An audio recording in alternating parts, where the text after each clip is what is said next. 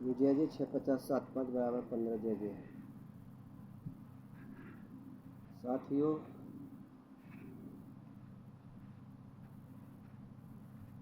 आप ठीक होंगे। आशा करता हूँ परमात्मा से कि आप सकुशल होंगे। परमात्मा की कृपा से और आप सबके आशीर्वाद से 65075 बराबर मौन साधना का ये भजन सारी दुनिया को सत्य धर्म की ओर ले जाने के लिए और समस्त सृष्टि में सुख शांति प्राप्त करने के लिए आया है। खुदा का नाम लेवा जब खुदा को भूल जाता है, वह शक्ल खुदा पैगाम पर खुदा तशरीफ लाता है। जमाना देखकर तारीफ करता है, हकीकत की कोई होता खुद के समझ जो ईमान लाता है।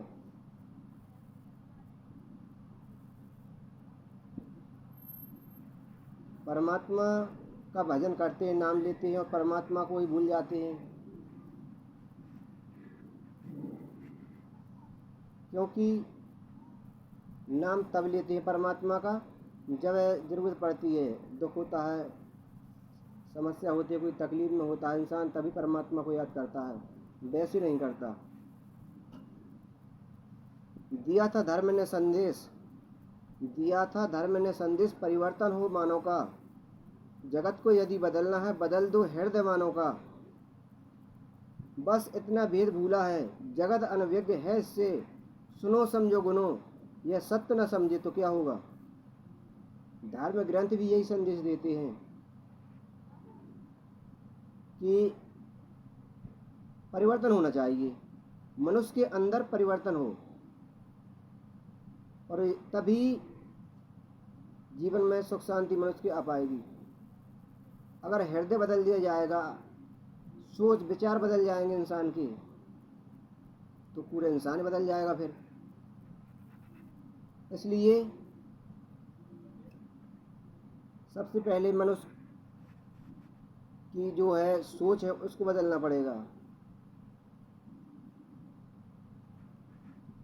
चिकित्सक और चिकित्सा श्रेष्ठ हो, औषधि भी उत्तम हो, यदि निर्जीव तंत्र तो इससे लाभ क्या होगा।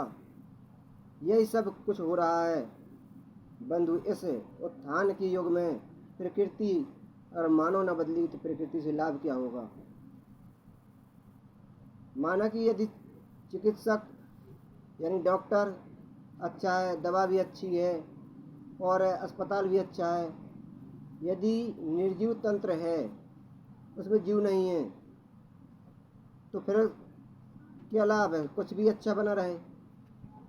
यदि प्रकृति मानव को न बदल पाई तो फिर प्रकृति से लाभ। ऐसा ही अनेकों भजन चल रहे हैं इस धरती पर अगर भजन इंसान को न बदल पाए, ऐसा भजन किस काम का है।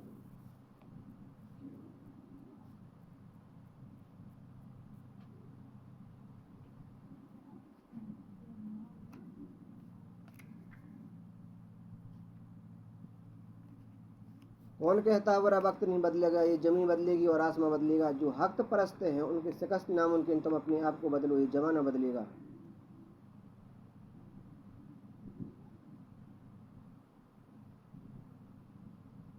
साथियों,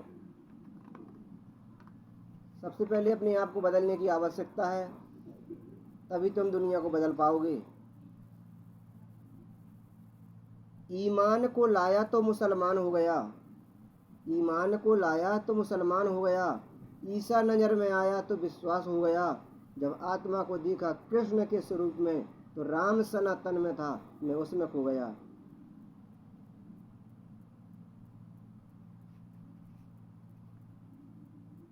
भजन एक ऐसा होता है कि मनुष्य की सारी इच्छाओं को पूर्ण कर देता है, क्योंकि भजन ही रह जाता मनुष्य के पास और सब कुछ मनुष्य का चला जाता है, तन मन धन सब कुछ जाता है। लेकिन एक भजन ही ऐसा है कि जो परलोक को सुधार सकता है, इस लोक को सुधार सकता है और दूसरे मतलब इस अपने जीवन को सुधार सकता है, और जो आगे जो जीवन है, लोक परलोक सबको सुधार देता है भजन।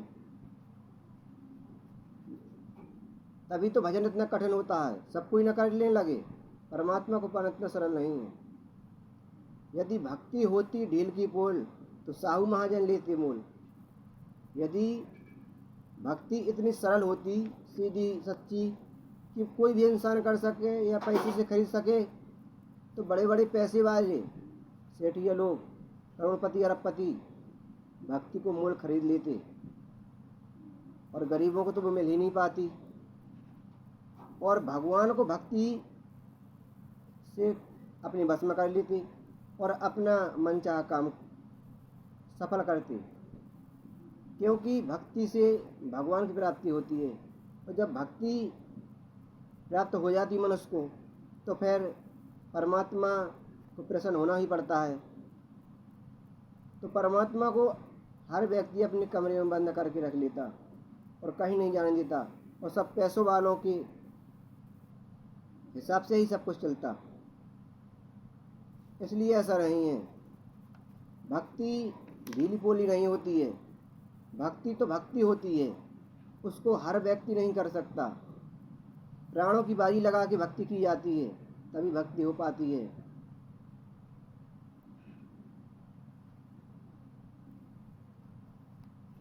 परमात्मा को जानना पहचानना इतना सरल नहीं होता है, नहीं तो हर कोई ना पहचान ले, हर कोई ना जान ले।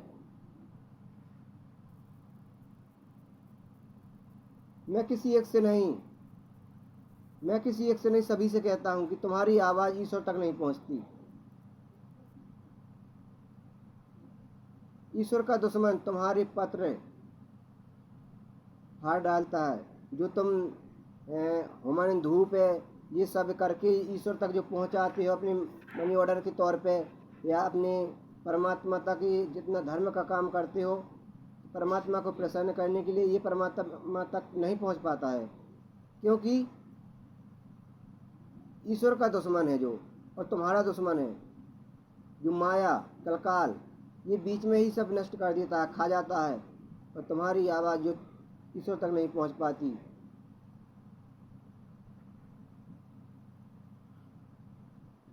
अगर तुम ईश्वर का ठीक ठीक पता जान पाओ, फेस टू फेस तुम ईश्वर से मिल पाओ, तो तुम्हारी आवाज़ तक ईश्वर तक पहुंच सकती है। वरना ऐसे यज्ञ हमारी धूप चाहे जितना कितने नहीं होती, कुछ नहीं होता इससे।